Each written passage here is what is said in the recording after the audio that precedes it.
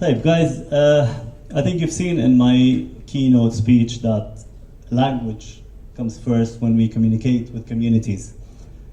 And here in Saudi, Arabic is a cultural preference, let's face it. So I believe, and I hope you agree with me, that meeting this preference is crucial when connecting with communities in Saudi Arabia. So I'm going to start the first topic, or the first question of my session. But before I kick off, let me introduce the panel. I'll start with Noor Al-Mutlaq. Noor Al-Mutlaq from Mobile. Then we have Salah Salami from Spark Foundry. And last but definitely not least, Alex Malouf from PRCA MENA. So, the first topic of our session, if we agree that content relevancy is key, how do we stay relevant to our communities? I'm going to start with Salah. Salah, you coming from an agency, do you see performance improvements driven by the content adaptation in your clients' campaigns? So I think when we're talking about content adaptations, can you guys hear me? Because I can't hear. Okay, awesome. So I think it all goes back to why we're adapting content in the first place, right? Or in other words, identifying the objectives and the KPIs that we want to achieve with our content adaptation strategies. Now, the first thing that comes to mind and at the forefront of our KPIs would be relevance, association, and preference. These are the KPIs that we wish to drive for our brands. And when it comes to adapting content, language and localized content, not adapted content like you showed us earlier, these are the must. These are the 101 of content adaptation. Also, in the latest years, we have seen many brands applying contextual communication practices because everyone wants to be relevant to their audiences. So when everyone is communicating and everyone is trying to be relevant, how do we make sure we stand out? And we build actual valuable connections with our audiences. For our clients, for example, we take it a step further by following a data-driven approach. So moving from one-size-fits-all strategy to personalization across platforms and across audiences to build that trust and credibility and affinity with our audiences and relevance. Or in other words, connection. So there's a lot of words that you talk about when talking about content and preference, right? So in that sense, our approach has two main pillars when we're adapting content. First, our BHT studies. So with our BHT studies, we run a gap analysis. We identify the shortcoming audiences. We try to understand what is it that they need and try to find and pinpoint that opportunity to gain a share of their heart. In parallel, the second pillar would be knowing that consumers consume content very differently from one platform to another. It is very important to identify the right platform and fit within its native content while we don't lose our brand identity and our brand persona. So it's about fitting with this content. So fueling our content adaptation strategies with data and insights had proved great success for many of our clients. Thank you, Salah. Noura, you've seen in my presentation, and I got this from a credible source, that we have over 60 dialects in Saudi. Do you at Mobile create for every region? Do you have a copy for Jeddah, a copy for Riyadh? Can you hear me? Okay. I'll take you to step back. It's all based on the brand identity and the brand tone of voice. So basically, at Mobile or my previous organization that I work for, that we have to identify what is my language at the beginning, what is my tone of voice, how I want to communicate to my audience, how I want my brands to stand out, and how I want it to be referred to. So basically at Mobile, we choose something like, we called it in Saudi white language or white accent, that it's fit every region, yet you cannot identify that it is Jeddah or Riyadh or Hijaz or whatever it is. You can stand that it is a white language. This is the first statement that I want to say. The second is, it is very important that you speak the other region dialect, but it's not very important. If you're not a local brand, it's gonna harm your brand. You have to be very careful about it, and you do a risk assessment. If I'm gonna speak their language, I'm gonna do it 100%, and it's gonna fire back. That's it. So we have to be very careful when we deal with the content itself. I need to make sure that my brand stand out, but yet relevant to our audience. So for an example, at Mobile, it's very known that I will talk about telecom, I will sell products. It's not like I'm gonna, oh, this is a trend, I'm gonna participate in it. It's not gonna, even if it's gonna have a high engagement or whatever it is, this is not the brand image. So we have to keep this in mind. Thank you. So, but I want to stop on one point. When you say if you're not a local brand, you mean a local related to one specific region, right? Yes. So, for an example, we have in Jeddah, we have a couple of stand-up comedy that is already located in Jeddah, and they are moving to Riyadh, to Sharqiya to do performance. Their strength to speak Hijazi language. For example, I think I'd give an example. Yes. Al-Baik 4 years ago was a very regional brand, so it used to speak to the people of Jeddah and Mecca only. So probably that's one example, yeah. Yeah, but Al-Baik speak white language, doesn't speak Hijazi language. Yes. So for example, when it's come up to stand-up comedy, my whole jokes is about Hijazi and the way I react to it. So it's nice when you come to Riyadh. I want to see how you're doing in Hijaz and how do you react to it. Fair enough. Thank you. Alex, I think you've worked for so many global brands. So my question to you is, do you think brands should employ different content strategies for their global markets versus local markets? Or is it just an adaptation?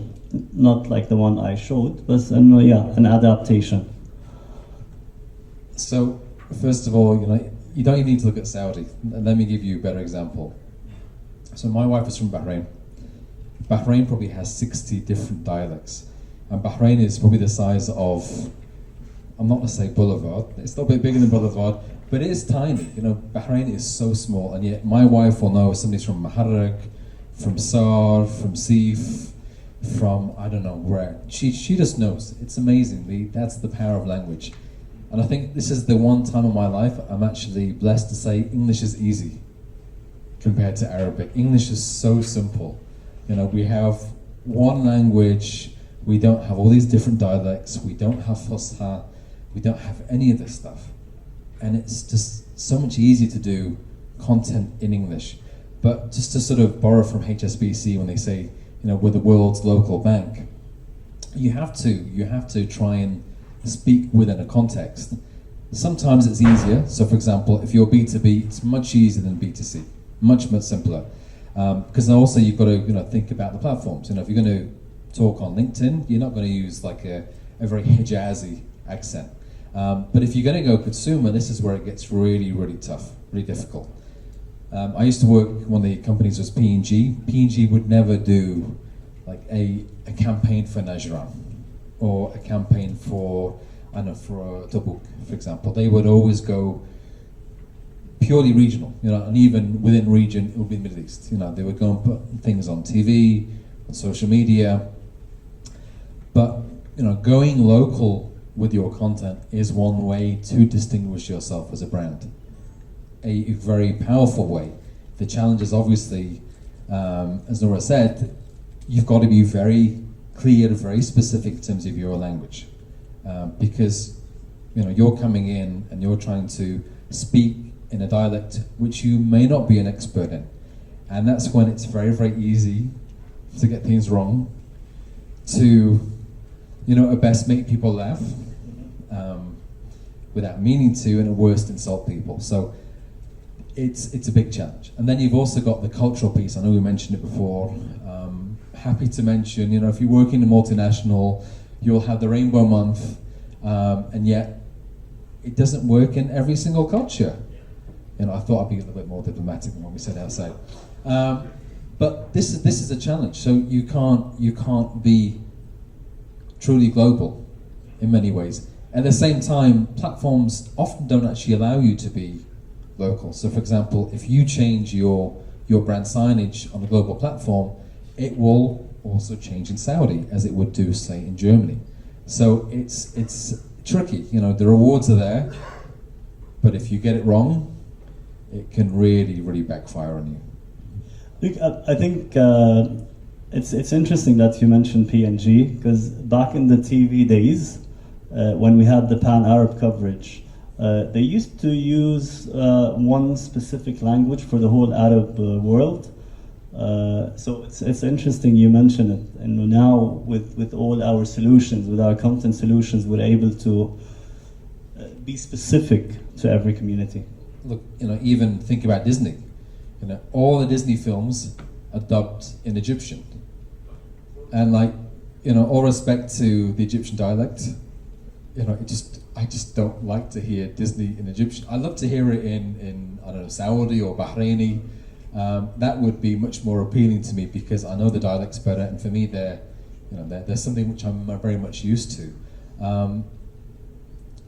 I think we're a long way from AI helping. Everybody says AI is a solution. You know, Alexa doesn't understand me when I speak English. If it doesn't understand me, then, you know, good luck with anybody else who's trying to ask Alexa a question. But I think, you know, looking at the question of dialects and how you do this in terms of content and context, yeah, it's going to take some time to work out. But again, if you're a brand and you get it right, you will see huge benefits. Agree, absolutely. I'm going to move to the next topic, which you both in your discussion highlighted. Does one content fit all platforms? So I'm going to start with Noura. Noura, you at Mobily, do you attempt to create different content for every platform, or it's one content that runs across all platforms? Okay, to be honest with you, Rabih, it is a really tricky question. What we know as a digital marketing that says each platform has a different content and you should go with it. But sometimes it doesn't fit the brand. So for an example, we all know that TikTok is all about fun, it's all about memes, it's all about songs. If I cannot do it right, I would rather to go with the content that I posted in Twitter and to be on the safe side. For me, this is at least from my point of view. So for an example, you cannot do it like that. You have an image. You cannot just like assume that something doesn't fit your brand. No, I'm gonna be with the trend. You have to study it, especially for big brands. Who can do this challenge or try it out? It is the local brand, small brand. They have nothing to lose. But for a mobile STC, or let's say Jarir or whatever it is, they will be very careful. So whenever we suggest an out-of-the-box idea that we want to target a different platform, we have to test the water first. We have to do something. Is this going to be acceptable? Because it's all about what the people think about your brand. Yesterday you mentioned an interesting brand that's bold in you know, taking those steps, which was Shawarma, if I'm not mistaken. So for an example, Shawarma is very local brand, and they have been known since the first day they launched their brand.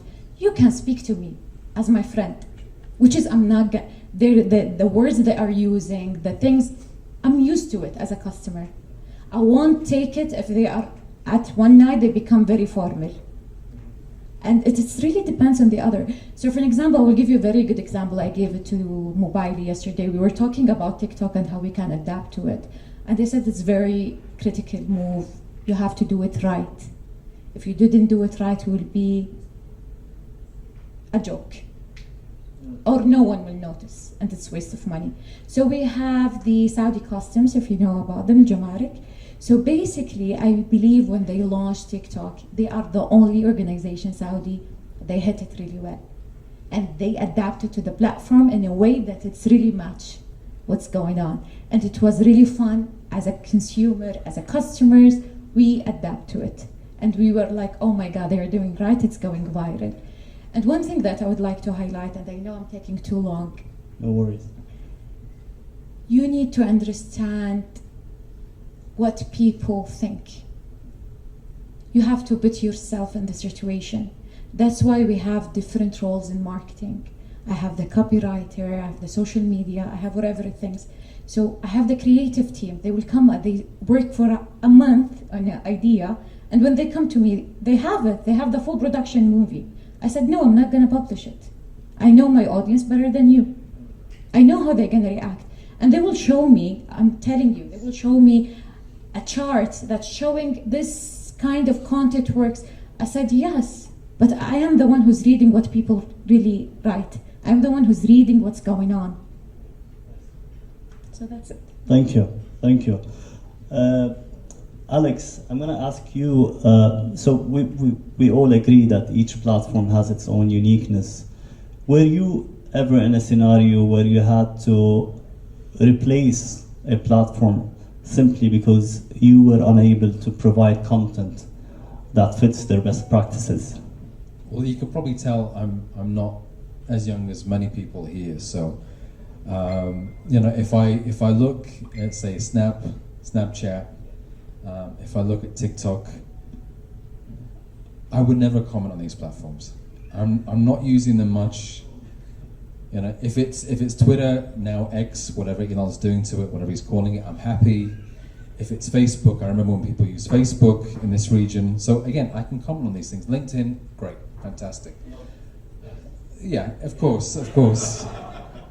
I have the app on my phone, so it's okay. Yeah. I see the news coming through, which is good. But I think this is actually when, you know, it's very, very helpful to listen to your audience. You know, where are they? What are they doing? How are they communicating?